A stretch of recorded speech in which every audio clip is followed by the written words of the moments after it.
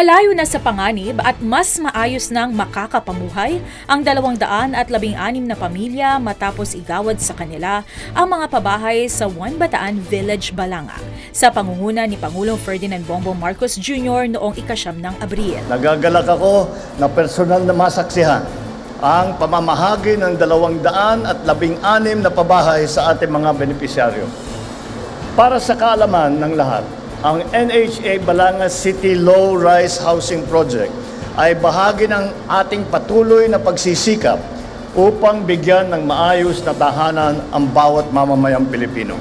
Ang proyektong pabahay na ito ay sinimula noong Desyembre 2020 na nais sa katuparan sa pagtutulungan ng Department of Human Settlements and Urban Development, National Housing Authority, Balanga LGU sa pamumuno ni Mayor Francis Garcia, tanggapan ni 2nd District Representative Abet Garcia at ng pamahalaang panlalawigan ng Bataan sa pamumuno ni Governor Joet Garcia bilang bahagi ng pambansang pabahay para sa Filipino Housing Program ng pamahalaang nasyonal.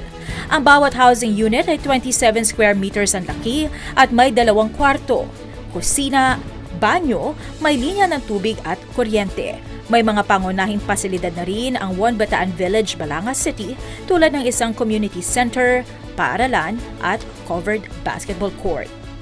Itong mga ating homeowners ngayon or ating mga beneficiaries, sila po yung dating nakatira dito po sa may Bagong Bayan, sa Talisay, nasa danger zone, malapit po sa nasa tabing ilog po. Kaya po sila yung ating pinrioritize nang sa ganon ay maging ligtas ang bawat isa, lalo na pagdating po ng kalamidad at magkaroon po ng mas maayos na pamumuhay.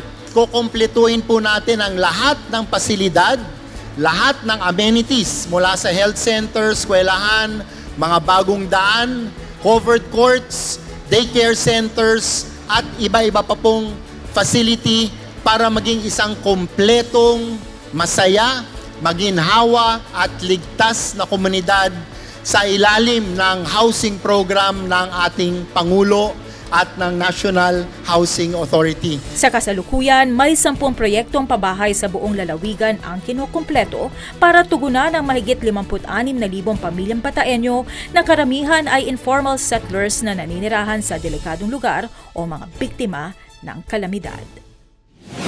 Pinangunahan ni Senator Christopher Bongo ang pagpapasinaya ng Samal Super Health Center at Samal Public Market.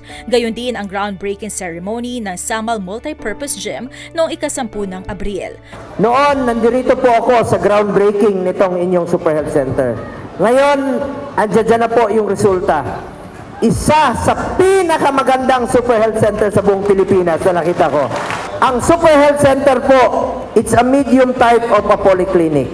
Mapapakinabangan niyo po ito dahil lahat ng Pilipino miyembro po ng PhilHealth. Pwede kayong magpakonsulta, sabi ko kay Mayor, magpa-accredit sila at lahat kayo magpapakonsulta dyan sa inyong Super Health Center. Yung mga buntis, pwede na po manganak dito.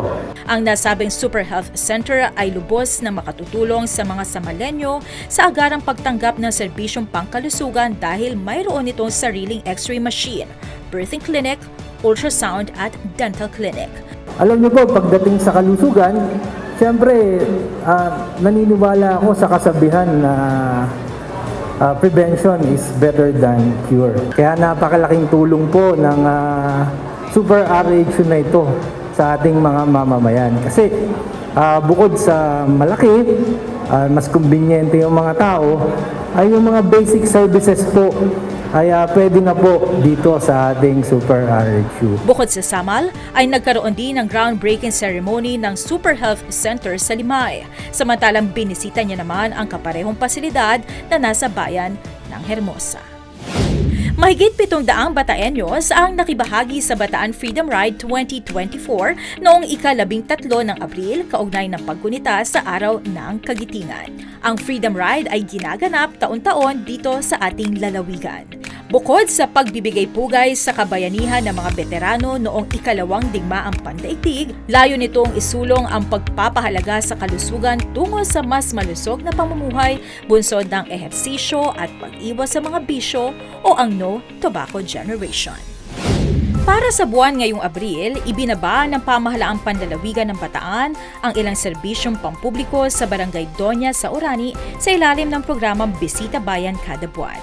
Sana nga po sa dami ng nakalista na mga activities ay i-take advantage po natin, abusuhin po natin ito pong pagkakataon para po lahat ng mga programa na nais ninyo, na kinakailangan ninyo, nakasabay po sa pagbababa ng ating pong mga serbisyo mula sa provincial government ay ating pong makuha yung nararapat na benepisyo. Personal na nakapanayam ni Governor Joet Garcia si Kapitan Leonardo Villanueva at ilang residente ng barangay upang alamin ang kanilang mga pangangailangan at kung paano makatutulong ang pamahalaang panlalawigan. Maraming salamat po, Bob, sa pagsuporta at aming mayor dito po sa aming barangay. Hindi ko po malilimutan sa aking paglilingkod ang mga pagtulong ng ating mga lokal na opisyal na sila po ay nakasuporta doon po sa aking barangay. Samantala, gaganapin ang hataw takbo sa Orani ngayong Sabado, ika-20 ng Abril, kaya't para sa kompletong detalye, bisitahin ang Facebook page ni Governor Joet Garcia. Nasa extreme caution classification pa rin ang mga naitalang temperatura sa 5-day highest heat index sa lalawigan base sa tala ng Philippine Atmospheric, Geophysical and Astronomical Services Administration o PAGASA. Ayon sa kanilang 2-day forecast, asahan pa rin ang matinding init sa ating panahon kaya patuloy na mag-ingat upang maiwasan ang heat exhaustion at heat stroke. Ayon sa Provincial Health Office, narito ang bilang ng naitalang kaso ng pertussis ngayong araw, ika-17 ng Abril sa buong lalawigan. Upang maiwasan ang hawahan, ipinapayo pa rin sa publiko na magtakip ng bibig at ilong kapag umuubo. Para naman sa mga sangkol, hinihikayat ang pagpapabakuna upang hindi na lumala ang mga sintomas.